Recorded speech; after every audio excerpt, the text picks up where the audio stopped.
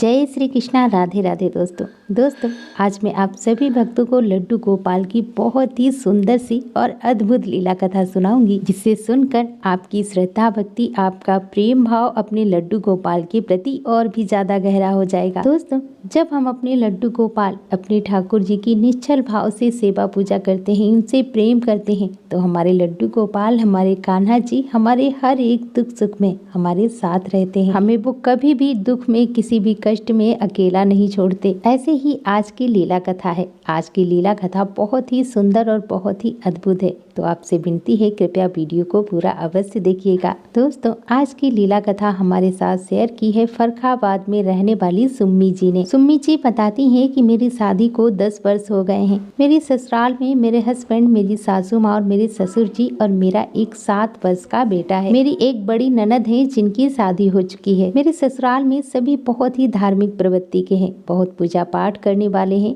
पूजा पाठ पर विश्वास करने वाले हैं। सुम्मी जी बताती हैं कि मेरे बेटे का नाम केशव है।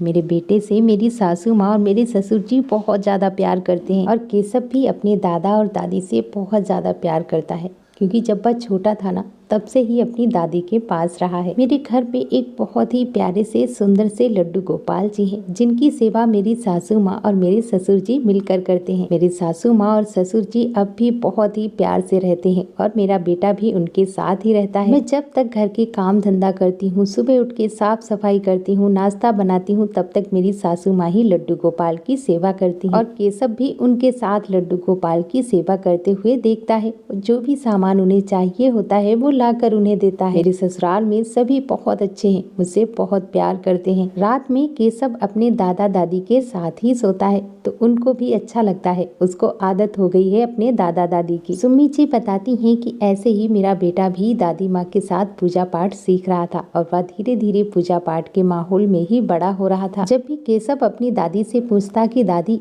यह कौन है, तभी मेरी सासू माँ कहती कि बेटा यह तुम्हारा छोटा भाई है। यह सुनकर केशव बहुत खुश हो जाता और वह भी लड्डू गोपाल से बहुत प्रेम करता। उस वक्त केशव 6 वर्ष का था। सुम्मी जी बताती हैं कि हमारे घर से लगभग 10-12 किलोमीटर दूर पर ही गंगा जी है। इसीलिए मेरी सासू माँ और मेरे ससुर जी और वह लड्डू गोपाल जी को लेकर हर पूर्णिमा पर गंगा स्नान के लिए जाते हैं। जब मेरा बेटा लगभग 4 से 5 वर्ष का हो गया, तब से हर बार मेरी सासू माँ उसको भी अपने साथ गंगा जी पर लेकर जाया करती थी। वो कहती थी कि चलो बाहर चलेंगे, कोई छोटा बच्चा साथ में होता है तो अच्छा लगता है, इसीलिए वह उसको अपने साथ ही लेकर जाती थी। सुम्मी जी बताती हैं कि हर बार की तरह कार्तिक पूर्णिमा पर मेरी ससुर जी और सासू माँ और मेरा बेटा केशव उनके साथ सभी गंगा स्नान पर गए हुए थे। साथ में मेरी सासू माँ लड्डू गोपाल को भी गंगा स्नान के लिए लेकर गई थी। जब मेरी सासू माँ और ससुर जी गंगा जी पर पहुँच गए, इसके बाद वह स्नान करने के लिए घाट पर गए। इसके बाद सबसे पहले मेरे ससुर जी ने मेरे बेटे केशव को स्नान कराया। पहले केशव को डुबकी लगवाई, उसके बाद लड्डू गोपाल को भी स्नान करा दिया। जब मेरे लड्डू गोपाल जी और मेरा बेटा केशव स्नान कर चुके थे, तब मेरी सासू माँ ने कहा कि चलो अब हम भी स्नान करके आते हैं, इसके बाद ही तुम लोगों को कपड़े पहनाएंगे, क्योंकि अभी मैंने गंगा जी में डुबकी नहीं लगाई है और इससे पहले हम लड्डू गोपाल को स्पर्श नहीं कर सकते। पर तभी मेरे ससुर जी मेरी सासू माँ से कहते हैं कि जाओ तुम स्नान करके आओ, तब तक लड्डू बाबू को कपड़े मैं पहना देता हूँ। अपनी दादी को स्नान करते जाता देखकर मेरा बेटा केशव उनसे जिद करने लगता है कि दादी माँ, मैं फिर से तुम्हारे साथ स्नान करूंगा, मैं फिर से गंगा जी में डुबकी लगाऊंगा। वो बहुत जिद करने लगता है, रोने लगता है। तभी मेरी सासू माँ उसको भी अपने साथ दोबारा से स्नान कराने के लिए लेकर जाती हैं। तब तक मेरे ससुर जी लड्डू गोपाल को कपड़े पहनाने लगे और मेरी सासू माँ केशव को लेकर गंगा में डुबकी लगाने के लिए चली गई। सुम्मी जी बताती हैं कि मेरी सासू माँ बहुत ज्यादा बूढ़ी नहीं है, पर हाँ, अगर उनको कोई धक्का दे दे तो वह गिर सकती हैं। अब मेरी सासू माँ केशव का हाथ पकड़ के गंगा में डुबकी लगाने के लिए धीरे धीरे जा रही थी। तभी उस कोहरे में किसी को दिखाई नहीं दिया और मेरी सासू माँ को जोरदार धक्का लगा और जब जोर से धक्का लगा तो मेरी सासू माँ जल में ही, गंगा जी में ही गिर गई और मेरे बेटे केशव का हाथ उनके हाथ से छूट गया। लेकिन जैसे ही उन लोगों ने देखा कि बूढ़ी मैया मेरा धक्का लगने से गिर गई हैं, तो उन्होंने उनको उठाकर खड़ा किया और मेरी सासू माँ से कहने लगे कि माफ करना अम्मा जी, हमें कोहरे में कुछ दिखाई नहीं दिया, इसी वजह से धोखे से आपसे टक्कर लग गई है। तभी मेरी सासू माँ ने मुझे बताया कि ठीक है कोई बात नहीं, पर मेरा पोता मेरे साथ था, मैं उसका हाथ पकड़े थी, वह मुझे दिखाई नहीं दे रहा क्योंकि धक्का लगने से जब वह गिरी तो केशव का हाथ उनके हाथ से छूट गया और पता नहीं वो कहाँ चला गया। और जब मेरी सासू माँ ने केशव को वहाँ पर नहीं देखा तो वह रोने लगी कि मेरा केशव कहाँ गया है, मेरा छोटा सा कन्हैया मेरे साथ था, वो कहाँ चला गया है। अब वो जो भैया थे जिनका धक्का लगने से मेरी सासू माँ गिर गई थी, वह भी मेरी सासू माँ के साथ केशव को ढूंढने लगते हैं, पर केशव वहाँ पर कहीं भी दिखाई नहीं दे रहा था। मेरी सासू माँ का रो रो कर बुरा हाल था और वह रोकर बस इतना ही कह रही थी कि अब मैं बहू को क्या मुंह दिखाऊंगी, अब मैं उनसे क्या कहूंगी कि मैं उसको अपने साथ गंगा स्नान के लिए लेकर आई थी और मैंने उसका अच्छे से ध्यान नहीं रखा। और मेरी सासू माँ यह कह के रो रही थी, बार बार केशव को बुला रही थी, उसे आवाज लगा रही थी। उस घाट पर जितने भी लोग स्नान कर रहे थे वह दौड़कर मेरी सासू माँ के पास आ जाते हैं और पूछने लगते हैं कि अम्मा क्या हुआ, तुम रो क्यों रही हो। तभी मेरी सासू माँ उन्हें पूरी बात बताती हैं कि मेरा पोता मेरा केशव मेरे साथ गंगा स्नान करने के लिए आया था और मैं अभी उसको अपने साथ स्नान कराने जा रही थी, पर इतने में ही मुझे धक्का लगा और मैं गिर गई। इतने में ही मेरे पोते का हाथ मेरे हाथ से छूट गया, पर पता नहीं वो कहाँ चला गया, मुझे वह दिखाई ही नहीं दे रहा है। मेरे ससुर जी भी लड्डू गोपाल को वहीं पर छोड़ के केशव को इधर उधर ढूंढने लगते हैं। ऐसे ही धीरे धीरे लगभग 10 मिनट का समय बीत गया। अब मेरी सासू माँ ने गंगा जी में डुबकी तो नहीं लगाई, पर गंगा जल हाथ में भरकर, हाथों में गंगा जल लेकर उनसे प्रार्थना करने लगी, हे गंगा मैया, मेरा पोता मेरा केशव पता नहीं कहाँ खो गया है, मैं तो उसे यहाँ स्नान करने के लिए लेकर आई थी, अगर मेरा केशव मुझे नहीं मिला तो मैं यहाँ से वापस नहीं जाऊंगी, मैं अपने बहू और बेटे को क्या मुँह दिखाऊंगी और मैं केशव के बिना बिल्कुल भी नहीं रह सकती। हे गंगा मैया, हम बड़ी श्रद्धा के साथ यहाँ स्नान करने आए हैं,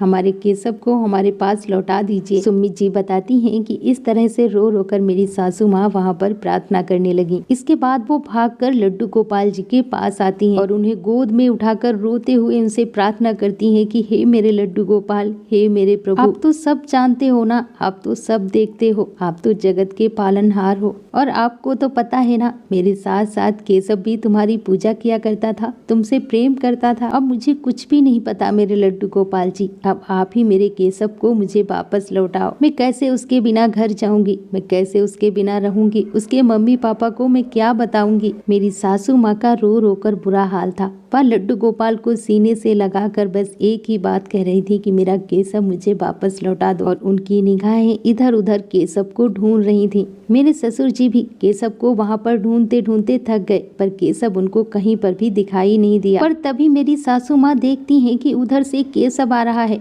उसका हाथ किसी एक बच्चे के हाथ में है और वह लड़का लगभग 10 से 12 वर्ष का है। केशव को आता हुआ देखकर मेरी आंखें फटी की फटी रह गई। मैं भागकर उसे गले से लगा लेती हूँ। इतने में मेरे ससुर जी भी वहाँ पर पहुँच जाते हैं। तभी मेरी सासू माँ उससे पूछती हैं कि बेटा तुम कहाँ चले गए थे, मैं कब से तुम्हें ढूंढ रही हूँ, कब से परेशान हो रही हूँ, और देखो तुम्हारे दादाजी कितना रो रहे हैं तुम्हारे लिए। और मैं उस बच्चे को भी गले से लगा लेती हूँ और उससे कहती हूँ कि बेटा तुम्हारा बहुत बहुत धन्यवाद, तुम्हारी वजह से ही आज मेरा केशव मेरे पास है। सुम्मी जी बताती हैं कि वह लड़का इतना सुंदर था कि जैसे भगवान श्री कृष्ण ही बाल स्वरूप में आ गए हों। मेरी सासू माँ ने बताया मुझे कि उस लड़के को देखकर मुझे ऐसा लग रहा था कि यह मेरे लड्डू गोपाल जी हैं, यह भगवान ही हैं, और आज इनकी वजह से ही मेरा केशव मेरे पास है। इसके बाद मेरी सासू माँ ने उस बच्चे से पूछा कि बेटा तुम्हें यह केशव कैसे मिला। तब उसने बताया कि मैं वहाँ पर स्नान कर रहा था और यह वहाँ पर खड़े खड़े रो रहा था। कोहरे में मुझे उस वक्त कुछ भी दिखाई नहीं दे रहा था और यह भी कुछ भी बता नहीं पा रहा था, और कब से मैं इस बच्चे को लेकर इधर उधर घाट पर जाकर पूछ रहा हूँ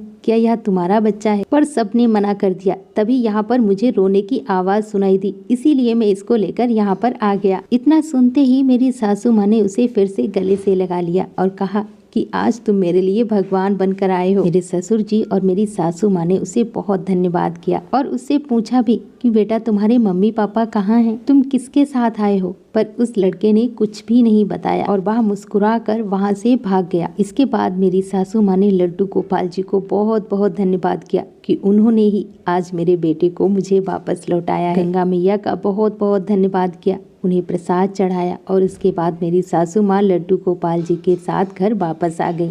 और घर आकर जब मेरी सासू माँ ने यह पूरी घटना मुझे बताई तो मेरा तो रो रो कर बुरा हाल था। मैं भी अपने केशव को अपने गले से लगाकर बहुत रोई थी। सुम्मी जी बताती हैं कि मेरी सासू माँ का कहना है कि वह कोई और नहीं भगवान श्री कृष्ण श्री लड्डू गोपाल ही थे, क्योंकि ना ही उसने अपना कुछ पता बताया और ना ही उसने यह बताया कि वह किसके साथ आया है। और उस बच्चे की उम्र लगभग 10-12 वर्ष थी। वह खुद इतना छोटा है और वह एक बच्चे को लेकर वहाँ घूम रहा था। उस बच्चे के मम्मी पापा को ढूंढ रहा था। दोस्तों, वो कहते हैं ना जाने किस रूप में नारायण मिल जाएं। पता नहीं किस रूप में और कब हमारे ठाकुर जी हमारी मदद करके चले जाते हैं, हमें पता भी नहीं चलता और हमारे पास वो दृष्टि नहीं है जो हम उन्हें पहचान पाए। सुम्मी जी बताती हैं कि जब से मेरे भगवान ने, मेरे लड्डू गोपाल ने मेरे बेटे को मुझे वापस लौटाया है, तब से मेरी सासू माँ और ससुर जी की श्रद्धा भक्ति लड्डू गोपाल जी पर और भी ज्यादा गहरी हो गई है। हम सभी पहले से ज्यादा अपने लड्डू गोपाल का ध्यान रखते हैं, उनसे प्यार करते हैं और मेरा बेटा भी हम सब के साथ लड्डू गोपाल की सेवा पूजा करता है। दोस्तों,